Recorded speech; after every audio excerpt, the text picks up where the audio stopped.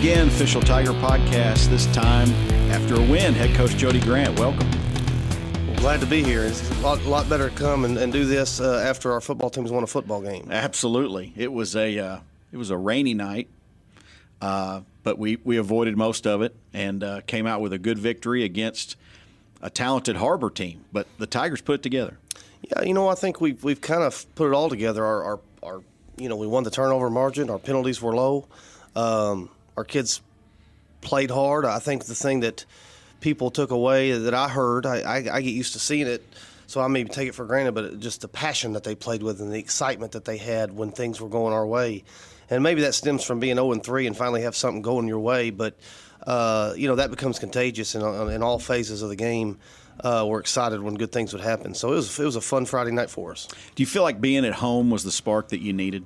Yeah, we definitely talk about playing at home and how, Bentonville Tigers are good in those black uniforms. Now they're good in the white ones too, but it's just, we try to overhype a little bit the home because, listen, the conditions were not ideal for the fans to be out, but our student section, I'm telling you what, I'd be surprised if there's a better one because they packed in the bleachers and still did their thing and as the rain's drizzling on them all night. And it's fun to be a part of something where the school is super supportive and the student body is all in regardless of what the conditions. Absolutely. Kids were sitting all the way to the top, and even though the regular section of the stands wasn't full, the student section showed out. The jungle brought it. The jungle is second to none, and that's one of the things, we talked about in the office is how proud we are of our student population to still come out and support these kids. And our kids on the team recognize that and appreciate that. I'm sure we talked about, going out of your way to make sure they understand that they don't have to. We understand that they don't have to come, but they're choosing to come and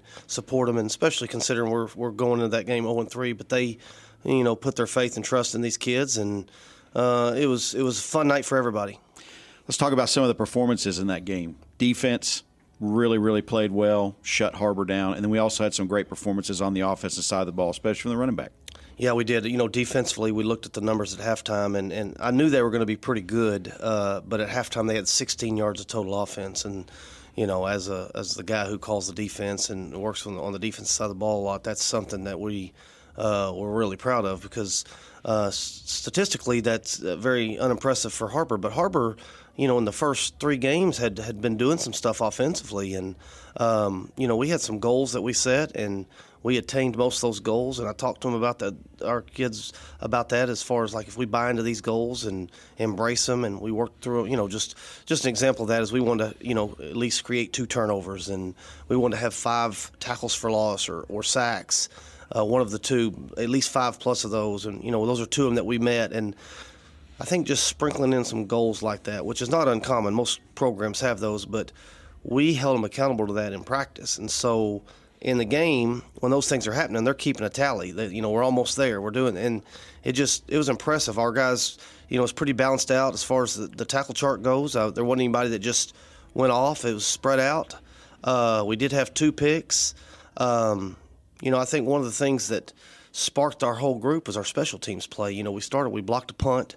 If we got a safety to make it 9-0, we got a score, and then we got to stop, block that punt, makes it 9-0. We get the ball back. And then it really just kind of snowballed from there. We had a big punt return that went back for a touchdown, got called back due to a penalty. But just we were flipping the field on our punt returns and kickoff returns. And, they ran a little starburst kickoff return that we were concerned about. And every time they did it, we dropped them inside the 15-yard line. And, just those things sparked this team. And then obviously offensively, we ran the ball really well, which is what we had to – we knew we had to get back to doing that. I think we only threw the ball 7 times. Easton was 4 for 5, and our backup, Andrew Edwards, came in and threw it twice. But what that means is our stable of backs got their opportunity, and we just rotated 3 guys through there. Preston Crawford had over 100 yards rushing and 2 touchdowns. Noah Featheroff and Colby Reed got their carries. We're fortunate to have 3 very talented backs, and that's kind of what we wanted to be going into that game, especially with the conditions being rainy. We wanted to be able to run the football, and we challenged our offensive line, and they answered the challenge. They did. The stable of backs was very, very impressive, and what I saw was Preston Crawford ran with authority. There were a couple times that he got hit wouldn't go down and really fought for those extra yards.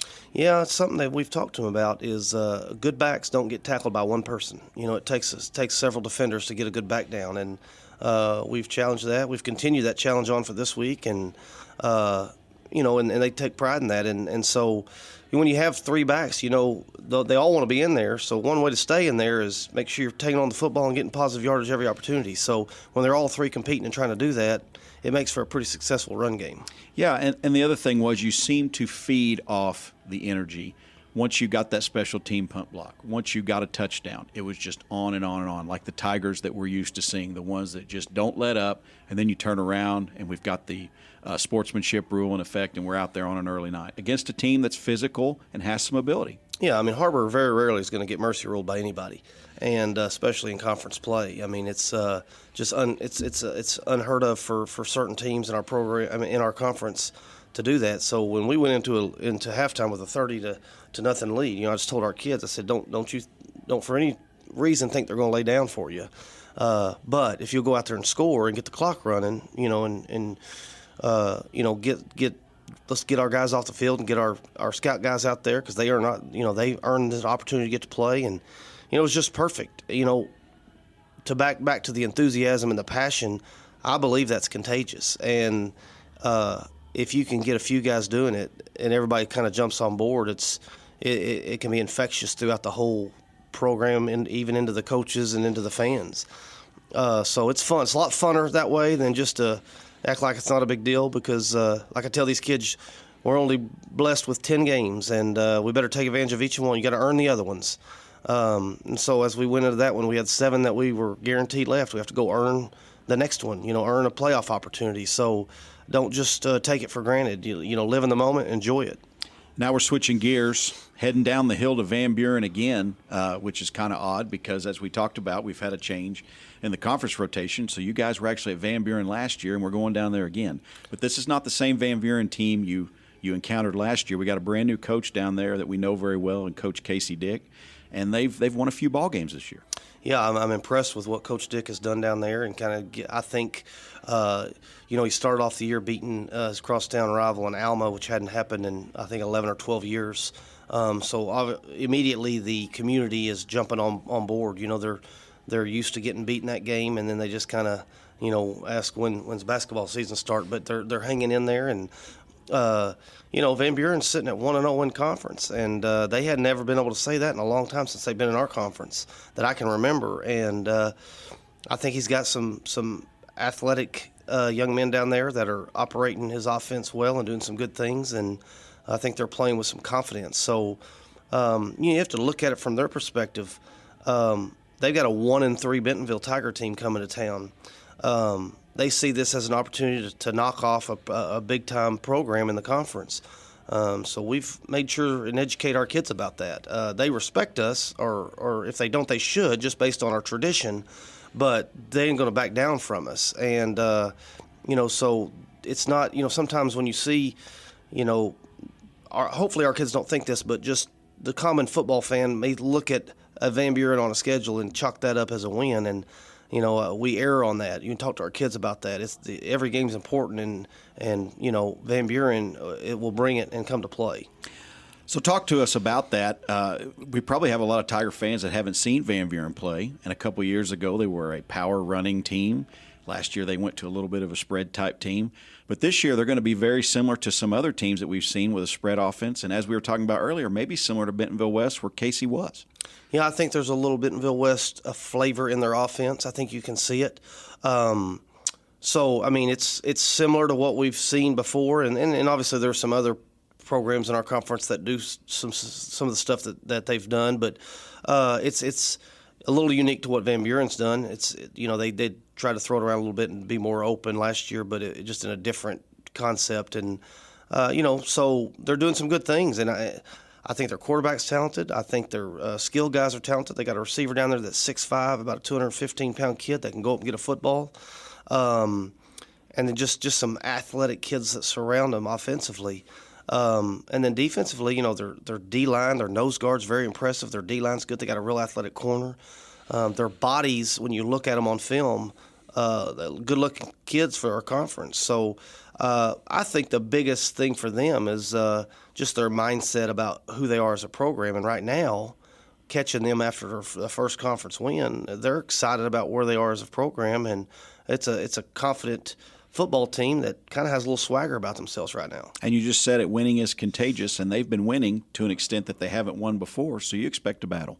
I would, yeah. I mean, I would expect it to be I hope we go down there and whip them. But I mean, the truth is this: every game we go into, you got to play, and they're not going to back down. But good football teams go down and take care of business, and that's what we've been talking about. I'll be honest with you. Last year, we went down there this very week after a big win against Fayetteville, and toyed around for about a quarter and a half, and we were in a dogfight going into halftime.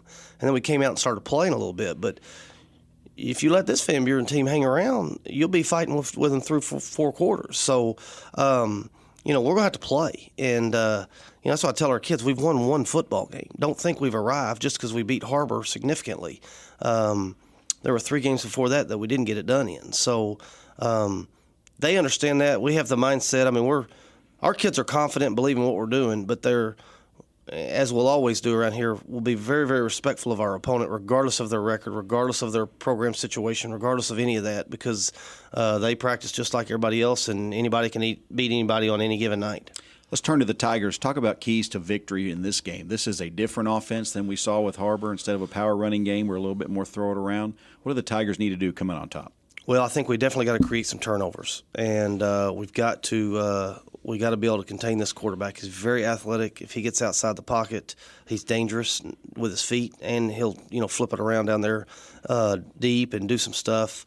But I think ultimately we've just got to control the line of scrimmage offensively in our run game, and win the time of possession and score when we get the opportunities. And then it's about scoring and getting stops. So turnovers being a stop. So that to me is the philosophy of beating a team that throws it around like that. Control the clock with your run game. Score when you have the football. You can't have 3 and outs when you're trying to be a power run team on the offensive side. And defensively, one thing about our defense is we're fast on defense. Matter of fact, I would say we're probably the fastest defense in our conference. I haven't seen them all, but I'd be surprised if we're not. And we just got to let our guys run and play and tackle, and they'll do good. They're excited about this week and excited about the offense that we're going to get to see. Defensively, your linebacking core is special. And like you said, they're extremely fast. What kind of challenges do they have? Well, the number one challenge for our linebackers is we start 2 sophomore inside linebackers that are basically calling our defense, calling our strength, leading our group as sophomores. We wouldn't ask them to do if they couldn't handle it, but anytime you start 2 sophomores, there's some growing pains. We don't start them for any other reason is that right now there are 2 top performers at that position. Now we're blessed to have 2 outside linebackers that are seniors with some experience. Andrew Barkus was our leading tackler last year, but they can all run. All of them can run. Cole Joyce and Hunter Roth are 4-5 guys. Andrew Barkus and Keegan Steinspring are 4-6 guys, and so that's big time speed at the linebacker position. And then you think about our D line. We got 2 defensive ends that are running under 5-second 40s too. So that's fast, but you got to be able to tackle when you get there. And so that's the areas that we got to improve in, and we've gotten better at that. That was something that was a concern early on in our non-conference games as we were in position, but we weren't making tackles. So we probably tackle so much here now that they're sick of doing it, but they understand.